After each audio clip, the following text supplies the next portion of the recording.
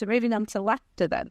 It sounds like laughter is very important to you when you enjoy laughing in life. Yeah, absolutely. I think, a day without laughter is a day wasted in my book. My father was quite a witty person. I was one of four, so I've got a twin sister, I've got an older brother and an older sister. Our house was a house of laughter, I like to think. I hope my kids think our house was a house of laughter, but you'd have to ask them to find out whether it's true.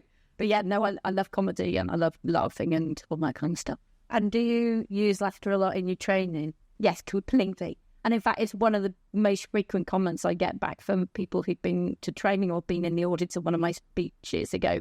I didn't think anyone could make contracts sound funny, but there's so much humour in the stories to do with contracts. There's so much humour in life.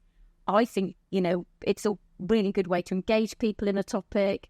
And actually, I want people to end up having learned something, but also feeling better at the end of either a workshop or a talk. So, yeah, laughter's really important to me. Yeah, there's nothing worse than going to a really dry presentation that you just... Yeah, lots of people go, I thought it was going to be dry and dusty, but it wasn't. And that, to me, is exactly what I want them to think. I want them to say, no, actually, there's something in this. Yeah, and they'll probably, I think you remember it more because, you're creating an emotion associated with what you teach. Yeah, absolutely. And it's not an emotion they're expecting. So there's also the element of surprise because nobody thinks, contracts are funny because they're serious, they're legal. Yeah. I've had feedback that says, in my first user guide for my 5-year contract, it said, now you've signed this, go away and have fun doing the project. Just somebody goes, you can't write that. This is a serious legal document. It's like, yeah, but life's too short to get that serious, surely. Yeah, well, I think, it's interesting because I struggled with that as a young lawyer of thinking that I had to be serious all the time. And I think probably I expressed my personality a lot because of it.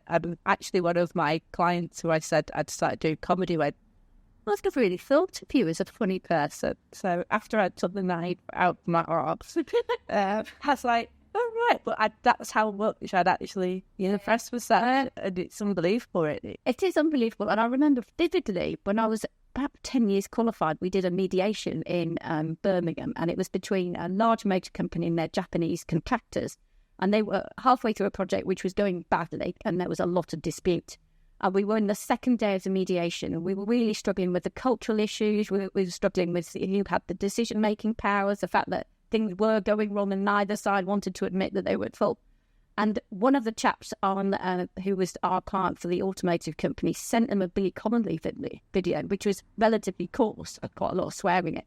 And I've no idea why they thought it would work, but it did. It really broke the kind of stiff upper lipness with the issues that were going on and allowed us to get a mediation and a settlement later that day. But it was a genius idea just to break the whole tension that was going on and been going on for months and months and months and had been taken into this mediation.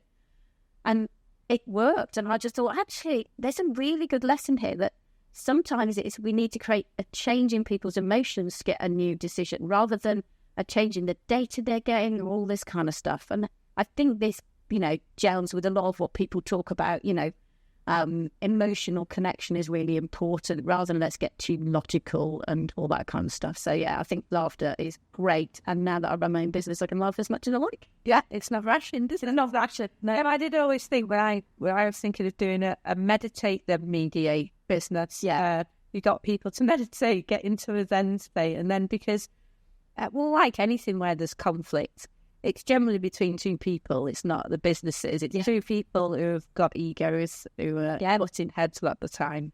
But if you can take that out of it and actually look at, and say, let's get real. We don't all need to fall out about this. Yes. You do get that breakthrough then, don't you? Yeah, I think that's right. I think maybe comedy and collaboration would be a good way to do it. Yeah, that's good. Yeah, so some of my clients have said, can you tell us jokes after we've gone through the pain of this dispute, So, so you said there that you're a twin. I am a twin, yeah. And how was that growing up? Well, I've never known anything different. No. So it's difficult for me to identify what's different, but we were very close. So I was the last, so I'm the youngest of four. But me and my twin sister were very close, and we did this thing called twin talking when we were little. So twin talk is a form of gabbling, which is taking some just sounds, but also some basic words, and then structuring them so that we understood each other, but nobody else could understand us. And at the age was it's sort of in your high chair, so sort of 18 months to 2.5 sort of thing. Yeah. And at the time, I know there'd been some twins who'd gone to school, and it wasn't until they were 8 that they started speaking English to everybody else. They'd been so insular. My mum was slightly concerned that we were going to, be that sort of slightly weird twins thing. But we did learn to speak English, obviously. But we grew up, and we just had a ready-made friend, a ready-made confidence, someone to play with, someone to, share things with. It was just brilliant. And I think it wasn't until we got to our teens where every teenager wants to be individual. When you think, oh, hang on, it's a bit difficult. I've got a shadow following me around that whole time. But it's been great, and we've come back to being very similar. We've married similar men. She's got a couple of kids. She now works in my business with me. It's great. I probably speak to an emailer several times a day. Yeah. And it's been great when we lost our parents. We both grieved in a very similar manner, which was actually quite comforting, because in families, people tend to grieve very differently. Some people get very insular and want to hide away. Some people treat it very logically. Some people, soft soap at other people. And for us, we just found it a really great comfort to have each other at those sorts of moments. So, yeah, we've been there for each other when it's been the highs and lows of life. Yeah, it's great to have someone by your side for that. Yeah, absolutely. So did you have the matching outfits and all that kind of thing, or are you identical? We are identical. And when we were little, my mum said, look, I know people think I'm doing this because it's cutesy. She said, but if I buy you the same stuff, you won't argue. Yes. So we did have matching outfits because it made it easier for her. Because when we got different things, it was, but she's got that, I've got that. It's like, right, stuff this, we're not going to do this. And we were about sort of 10, 11 when we probably went to high school that she started allowing us to choose our own clothes. So we did try and choose things that were different. But on my mum's 75th birthday, we turned up at a family party wearing literally identical outfits. The same earrings that we bought at the same craft fair several years before. We had not chatted to each other at all, but we're almost identical. People went, did you do that deliberately? No, I swear we did not, but we have very similar tastes. So it just so happened we both fancy wearing this and so to it. So a few weeks ago, I had my 10th business birthday party, and she came along and she said, I'm ringing you up because I want to know what you're wearing so we don't do the Jones thing. But there's still quite a lot of my clients had never met her and still gave a big hug and went, hi, and she had a little card that said, I'm not Sarah.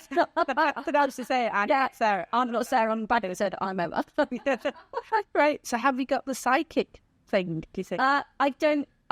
I couldn't be sure that we had the psychic thing, but I remember about 20 years ago, it might be slightly longer than this, I got a telephone call and I knew it was my sister. I said, I don't know what the answer is. I don't know what your question is, but I know the answer is yes. She said, but I haven't asked you anything yet. I said, no, but I know the answer is yes. She goes, good, because my marriage has just broken up. I want to come and live with you. I said, the answer is still yes. Right. So you definitely... Somehow that I knew instantaneously, and it may have been, a brain just picking up on tone or whatever, but, I knew that the answer was, whatever you need to, us to. Yeah. So did you make each other laugh? Completely. And I drove my mum mad because we'd sit in our high chair laughing at each other and she had no idea what we were laughing at and giggling at and stuff like that. But my mum used to tell the story of putting us in the bath when we were tiny, when we were able to sit up, so we must have been sort of 18 months or something, and running her finger down one of our backs and the other ones would wrinkle. And she went, wow, that was kind of freaky. But I couldn't remember now, it was well too soon. But yeah, there's lots of pictures of us sitting in this kind of twin buggy, which at the time was basically just an extra wide buggy. There was nothing to stop you. Yes. Just giggling. And I think she really enjoyed being a mum of twins because we would make each other laugh. We would literally sit round the dinner table with my dad and my brothers and sisters, and we'd be howling, we'd be hurting because we were laughing so much. And sometimes it wasn't that we'd said anything, it was just a look. And nobody else kind of could get in there to that sort of atmosphere. So I don't know what it's like being a brother or sister to twins. I imagine it feels quite like you're on the outstairs, looking in, not in the club. Yeah, for us. And we didn't mean it to be, like sort of exclusive club. It just was how it was. Yeah. It's really interesting, isn't it? Because Did you pull the switching? Oh yeah, we've done the switch. Yeah, because yes, but yeah, absolutely. Yeah, we switched pranks with a boyfriend. He didn't notice for a while, so that didn't last. Around so read all that kind of stuff. And I think the one thing that I know that is going to be difficult when we're away for 5 months is not being able to chat to my sister every day. Yeah. And not having our birthday, being able to be near each other. I'm hoping she might come out for my birthday. Oh, that'd be nice, yeah. So what's that? You said that in May? No, birthday's in August. August, sister's birthday's in May. Ah, right. Yeah. I'm an August baby. 28th of August. I'm the 17th, so right. Yeah. So we're both at the younger end of our classes. Yeah. Yeah, absolutely. Yeah, which always makes a difference, I think, sometimes. I think it does, yeah. So in terms of laughter now, who makes you laugh? Is it other than people you know, any sort of comedians? Or... Yeah, so I've been to see a lot of comedy. I've seen people like Tim Vine and Matt Brown and Greg Davies. I quite like observational comedy because I think there's so much in life that's very funny. Yeah. I quite like a lot of female comedians. I don't like coarse comedy. Yeah. I used to be referred to, or I used to refer to myself as the foul-mouthed nanny. If there was swearing involved, as that must be the foul-mouthed nanny. We've never had a nanny, so it's always been me. But at the same time, I kind of quite like my comedy to be pretty observational and not rely on shock so much. But yeah, I've done comedy courses and I have done a little bit of stand-up. I feel at the Professional Speaking Association, they introduced a comedy night, and so you could do a 5-minute set. So I've done 2 5-minute sets, and yeah, both terrifying. But I'm glad that I did them because it's quite a discipline to make people laugh quickly, to keep them on your side, kind of have an arc and tell a story, or just have some sort of theme running through, and then just having the courage to keep going. Yeah. Because it's really tough, but all your eyes are on you and they want to be entertained. It's not like a keynote speaker and they're not expecting to entertain them. Yeah. They are happy. Yeah. Whereas this is the other way around. If you don't entertain them, they're cross. Yeah, not happy. So yeah, I didn't want to go into it because I'm not good in the evenings and the adrenaline was just making me not sleep. Yeah. But I think it's a great skill to know how to keep an audience happy and entertained and laughing for fun.